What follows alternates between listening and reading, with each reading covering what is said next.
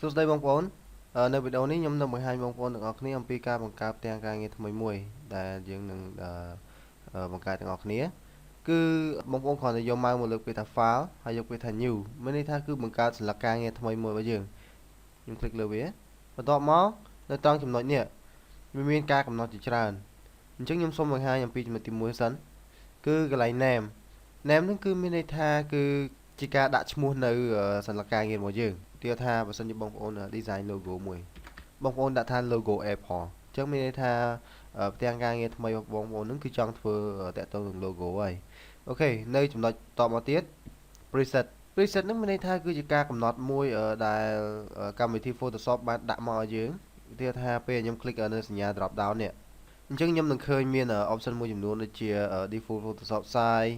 US paper international paper photo web mobile and device film video និង custom អញ្ចឹងខ្ញុំសូមលើកឡើងអំពីចំណុច default Photoshop size សិនពេលដែលបងប្អូន click នៅលើ default Photoshop size បងប្អូនត្រូវមើលកន្លែងនេះបន្តតែគេដាក់គឺវា home port នៅការកំណត់នៅខាងក្នុងហ្នឹងអញ្ចឹងមានន័យថាការកំណត់វាដូចជាបដោយ7ហើយຂະຫນាតវាគិតជា inch កម្ពស់5ຂະຫນាតគិតជា inch ដូចគ្នានិង resolution គិតជា inch ដូចគ្នា color mode RGB 8 bit background content white អូខេចំណុចនេះគឺចង់និយាយអំពីបដោយហ្នឹងគឺចង់មានន័យថាຂະຫນាតគាត់អត់បានគិតជាសង់ទីម៉ែត្រទេបដោយគាត់គឺគិតជា inch ប៉ុន្តែបើសិនជាបងប្អូន click នៅលើ drop down នេះបងប្អូននឹងឃើញហើយមានដូចជា pixel មានដូចជា inch មានដូចជាសង់ទីម៉ែត្រនិង millimeter point picus និងcolumns អញ្ចឹងចំណុចដែលខ្ញុំចង់បង្ហាញបងប្អូនគឺមានចំណុច3ឯងគឺទី1តកតងនឹង inch តកតងនឹង pixel តកតងនឹងសង់ទីម៉ែត្រអញ្ចឹងពេលដែលខ្ញុំផ្លាស់ប្ដូរនេះឧទាហរណ៍ថាគេបានកំណត់មក7 inch នៅពេលដែលខ្ញុំបានបដូរទៅជា pixel វិញអញ្ចឹងវាស្មើនឹង504 pixel នៅពេលខ្ញុំយក inch មានន័យថា7 pixel ឧទាហរណ៍ថាខ្ញុំយកសង់ទីម៉ែត្រអញ្ចឹងមានន័យថាវាស្មើនឹង 17.8 សង់ទីម៉ែត្រអញ្ចឹងមានថាຂະຫນាតហ្នឹងវាដូចតែគ្នាទេបងប្អូនគ្រាន់តែថាវាមួយបងប្អូនចង់ប្រើជាលក្ខណៈ inch ឬក៏លក្ខណៈសង់ទីម៉ែត្រប៉ុន្តែបើសិនជាបងប្អូនប្រើសង់ទីម៉ែត្រຂະຫນាតហ្នឹងវាងាយស្រួលនៅពេលដែលយើងគិតជាម៉ែត្រមកមានន័យថាបើសិនជាបងប្អូនកំណត់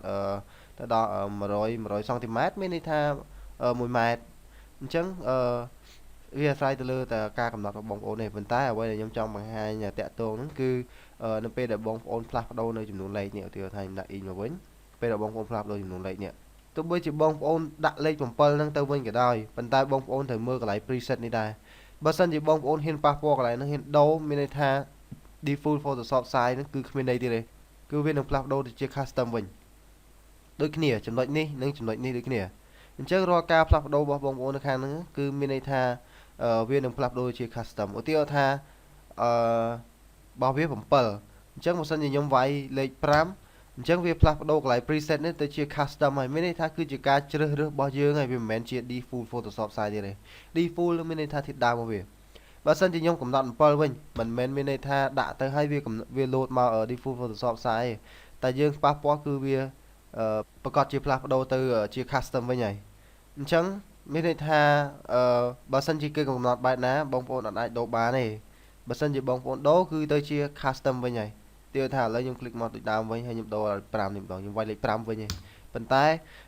ឲ្យតែខ្ញុំហ៊ានប៉ះពាល់គឺវាផ្លាស់ប្ដូរទៅជា custom វិញតែម្ដងអូខេចំណុចបន្តមកទៀតវាមាន resolution ហ្នឹងខ្ញុំនឹងបង្ហាញបងប្អូននៅចំណុចក្រោយទេប៉ុន្តែខ្ញុំចង់បង្ហាញបងប្អូនអំពី preset អស់សិនចាំដល់ resolution បន្តមកទៀត US paper ហ្នឹងនៅពេលដែលបងប្អូន click ដល់យក US paper ហ្នឹងបងប្អូនមកមើលកន្លែងនេះវាមាននៅ size ដែលឲ្យយើងកំណត់បានប៉ុន្តែបើសិនជាបងប្អូនយក default Photoshop size កន្លែងនេះគឺអត់មានអីឲ្យចុចបានទេមានថាវាអត់មានជំរើសអីផ្សេងៗទៀតទេប៉ុន្តែបើសិនជាបងប្អូនយក US paper វាមានជំរើសដូចជាกระดาษបែប letter กระดาษបែប legal กระดาษបែប tableau អូខេអញ្ចឹងវាអាស្រ័យទៅលើដែលបងប្អូនចង់បានទេຂະຫນាតវាគឺគិតជា inch គិតជាសង់ទីម៉ែត្រគិតជាអីដូចគ្នាបន្តមកទៀត international paper គឺចង់និយាយថាជាกระดาษដែលយើងប្រើប្រាស់ទូទៅ អញ្ចឹងទំហំរបស់វាមានតាមទំហំដែលបងប្អូនចង់បានមានដូចជា A4 A6 A5 A3 បន្ទាប់មកទៀតរហូតហ្នឹងអូខេហើយຂະຫນາດរបស់វាដែលវាកំណត់ហ្នឹងគឺជាຂະຫນາດមីលីម៉ែត្រវិញបើសិនជាយើងប្រើជា international paper អូខេសូមមើលចំណុចមួយទៀតគឺ photo ពេលដែលបងប្អូនដូរ photo នេះដាក់ photo ម្ដងគឺវាផ្លាស់ប្ដូរទៅsize របស់វាហ្នឹងគឺផ្លាស់ប្ដូរទៅជាលក្ខណៈ mode photo វាមាន 2x3 4x6 វាមាន 5x7 8x10 អីហ្នឹងគឺជាຂະຫນາດដែលវាបានរៀបចំឲ្យយើងឲ្យស្រេចតែម្ដងអូខេហើយຂະຫນາດគឺគិតជា inch មួយទៀត web អញ្ចឹងសម្រាប់បងប្អូនដែលគាត់មាន website ពេលគាត់ design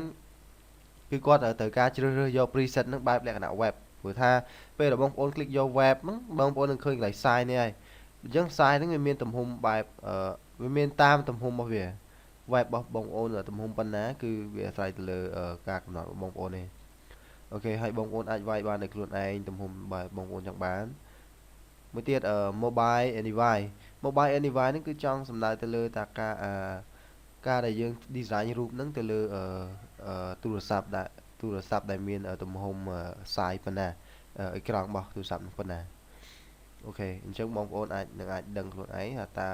ទូរស័ព្ទរបស់បងប្អូនហ្នឹងអេក្រង់ប៉ុណ្ណាអូខេមួយទៀត film and video ហ្នឹងគឺចង់សំដៅទៅលើថាការកាត់តពី Photoshop យើងយកទៅចូលទៅក្នុងកម្មវិធីសម្រាប់ design វីដេអូផ្សេងទៀតមានដូចជា size ហ្នឹងគឺវាមានច្រើនវាមានដូចជា NTSC-DV NTSC-DV widescreen D1 widescreen ច្រើនតទៀតប៉ុន្តែចំណុចដែលខ្ញុំចង់បង្ហាញបងប្អូនហ្នឹងគឺមាន2គឺចំណុចខុសគ្នារវាង NTSC-DV និង PAL-DV NTSC-DV ហ្នឹងគឺជាຂະຫນາດមួយដែលគេប្រើប្រាស់ភាគច្រើននៅខាងប៉ែកសហគមន៍អឺរ៉ុបឯងតែគេចូលចិត្តប្រើជាប្រភេទ NTSC ព្រោះថា DVD player គេគឺ play បែប NTSC ហើយបើសិនជារបបនៅក្នុងប្រទេសកម្ពុជាយើង DVD player យើងគឺ support ជាមួយនឹង PAL-DV1 ហើយຂະຫນາດរបស់វាគឺគិតជាលក្ខណៈ pixel ដែលមាន720និង576 pixel ប៉ុន្តែរូបវាអត់ធំទេគឺ1មេអីទេគឺវាមិនដូចជាលក្ខណៈសង់ទីម៉ែត្រឬក៏អ៊ីននោះឡើយអូខេចំណុចបន្តមកទៀតគឺ custom ហ្នឹងឯងគឺបងប្អូនអាចដូរដោយខ្លួនឯងបានមានន័យថាបងប្អូនអាចជ្រើសរើសទំហំបានដោយខ្លួនឯងគឺអាស្រ័យទៅលើបងប្អូននេះគឺបដ ாய் នេះគឺកម្ពស់អូខេអញ្ចឹងនៅចំណុច preset ខ្ញុំបានប្រាប់បងប្អូនអស់ហើយប៉ុន្តែចំណុចសំខាន់មួយទៀតហ្នឹងគឺចំណុច resolution អញ្ចឹងខ្ញុំសូមលើកឡើងមកកន្លែង default Photoshop size វិញអូខេចំណុច resolution នេះបើសិនជាខ្ញុំយក default របស់វា72ហើយខ្ញុំអូខេមកអញ្ចឹងខ្ញុំបាននឹងបានផ្ទាំងការងារមួយទំហំ resolution របស់វាគឺ72ហើយទំហំវាគឺ75ប៉ុន្តែបើខ្ញុំយក new ដដែលហើយដូចគ្នាប៉ុន្តែខ្ញុំដូរតែ resolution នេះខ្ញុំដាក់ទៅដល់500បងប្អូននឹងឃើញរូបទំហំនេះកើនមិញគឺ531គីឡូទេតែលើកនេះគឺរូបដល់25មេអូខេអញ្ចឹងខ្ញុំคลิกអូខេឃើញមានទំហំខុសគ្នាបន្តិចទេប៉ុន្តែខ្ញុំចង់បដោតទៅលើចំណុចមួយទៀតដែលចង់បញ្ជាក់ថាតើភាពច្បាស់ហើយប៉ុណ្ណាអូខេខ្ញុំយកម៉ៅយក brush មួយមកគូសិនដើម្បីបញ្ជាក់បងប្អូនខ្ញុំคลิกមួយដើម្បីគូហើយខ្ញុំคลิกមួយដូចគ្នាអញ្ចឹងបងប្អូននឹងឃើញថារូបភាពហ្នឹងគឺមានលក្ខណៈដូចគ្នាទេ